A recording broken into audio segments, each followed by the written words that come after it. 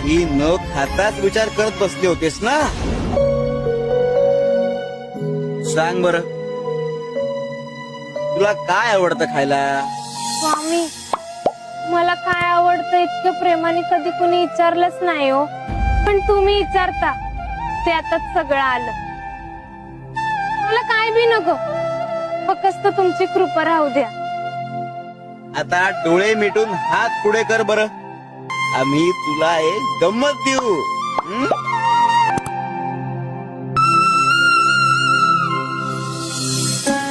पेरू ह्या मोसमात? अरे मौसम वगैरे सगळं तुमच्यासाठी. आम्ही तर एका तर्जनीवर अख्खं निसर्ग चक्र फिरवतो. का ग? हं? आणि पुन्हा असं उपाशी राहायचं नाही.